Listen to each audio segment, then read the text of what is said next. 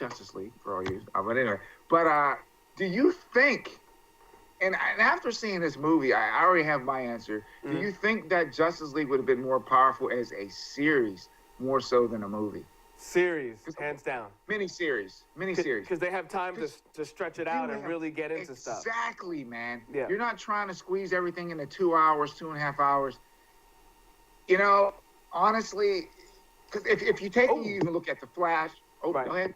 Oh, but at the same time, now I just thought about it for a second. We know these characters so well, and what I said, not to say that people don't know the Punisher, people don't know Daredevil, but as far as pop culture, DC has ruled pop culture for decades. Yeah.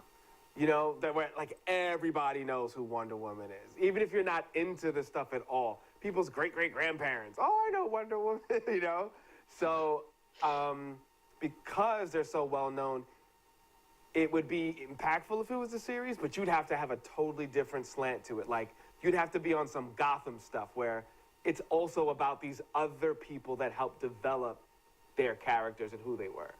Exactly. I think, honestly, I'm in the comics. I definitely want to get my stuff made into a film. Mm-hmm. But I'm digging a miniseries route because it's like you have time to tell the story. It's not like, I gotta hurry up and cram this and let me cut and paste this. Right. It's just like you take your time, you can tell your story, you can actually fulfill more of what you love and what the fans love in a miniseries, more so than trying to stretch everything into a 2-hour movie. Unless I always say, if you're gonna shoot a movie, you do it Lord of the Rings style. You shoot every last one of them things together. And then you go in and you divide it up. Like, okay, this is a good ending point. Instead of writing one script and and then you come and then you write another one. Because again, you have so many different writers coming in, crossing this, and everyone has their own attitude of how this character should be, Oh, but wait, we have to take and we got to please, the elite people. We got to please the sponsors and all this type of stuff. Right, but if you're going to do it in one freaking shot, do it right and just get it done. I don't know. That's just me anyway. What do you think, Michael? Yeah. I think a series would be very beneficial to Justice League because, as you guys were saying, you explore everybody's different path. I think that's kind of the best way to go. I just don't know, again, how you please everyone in terms of the companies, in terms of sponsors, in terms of all the different parties involved. Right. When you involve them, then that's where the complexities and the door kind of closes to certain ways you could do a series or a movie, TV show, Netflix show, all that. That's what's kind of like the blocking certain paths. Yeah, it's kind of crazy because I know like their process is different because when I write everything, and I write down a firm foundation. So Seb, let's just say you and I we're going to sit down, we're going to write a scene. And how I would say, well, Seb, let's just get the scene done, right? And then we start putting in the details.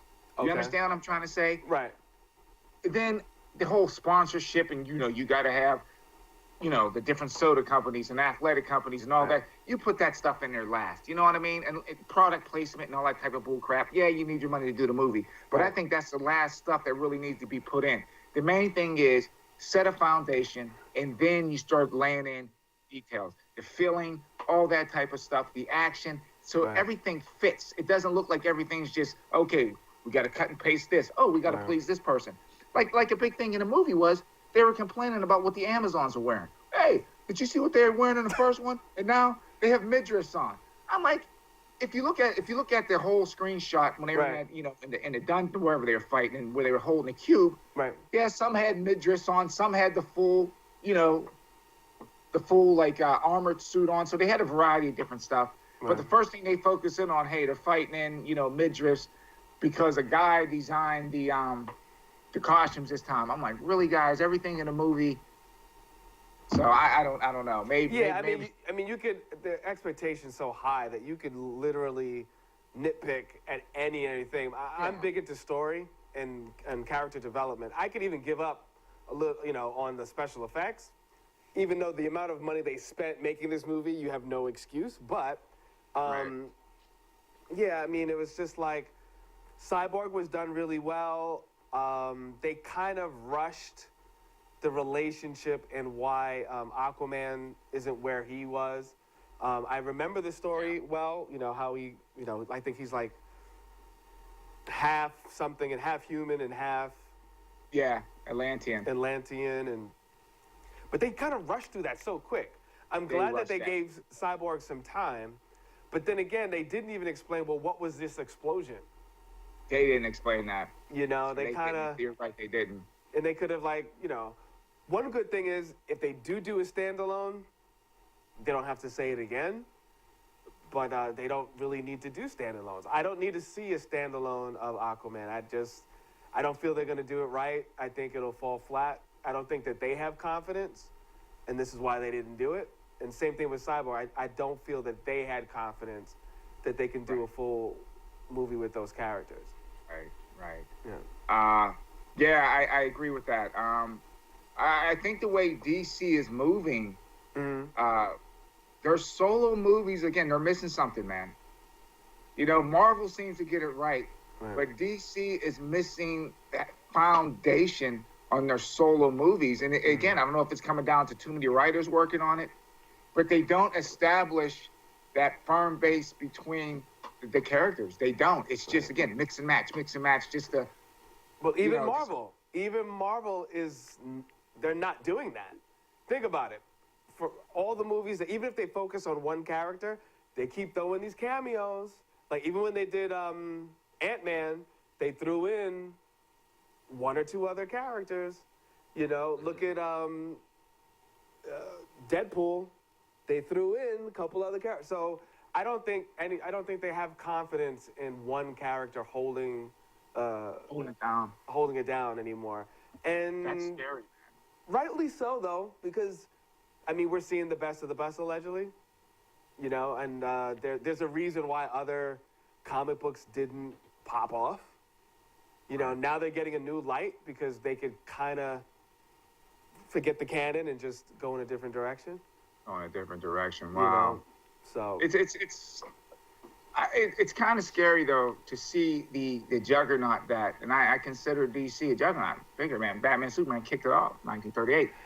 That they still struggle today to kind of just put down a firm base.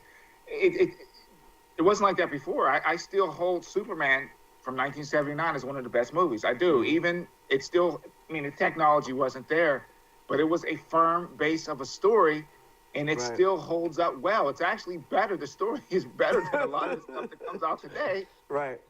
Because it was like you didn't really have that corporate influence, if that makes any sense. Right. You got to do this, and, you got to pose with a Coca-Cola can or whatever. Right. That whole type. And then also, hey, they didn't have the budget or the technology wasn't there, so you had to have a good story. You had to have a good story. Right now, it's limitless. They have 500 engineers that are working on a background a day. It's crazy, man. And that's my advice to you guys. If anyone's listening, you should be listening. I believe you do listen to what we say, because some of the stuff we have said, you guys are doing. But work on the story first, and then everything else should come after that. Don't build your movies off of special effects. Build it off the story, and then you put the icing on the cake with the special effects and all the other stuff. Next show, we will talk about Anime NYC, and we'll also talk about The Walking Dead, Arrow, all the shows that we haven't been talking about for a while. We've been really movie heavy. So The Punisher, and so we're going to focus on some TV next week. Yeah, I'm looking forward to that. That'll be... Yeah, just to change it up.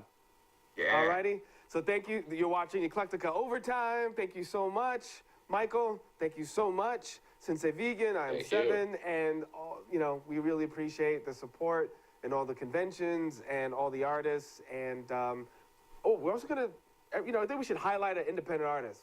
Like shout out some websites or IGs to support some other creators. Definitely. Start doing that. Charles Yugas on Instagram. Check him out. Yeah, check him out. And we're out. Let's pump up some music as we leave. There we go.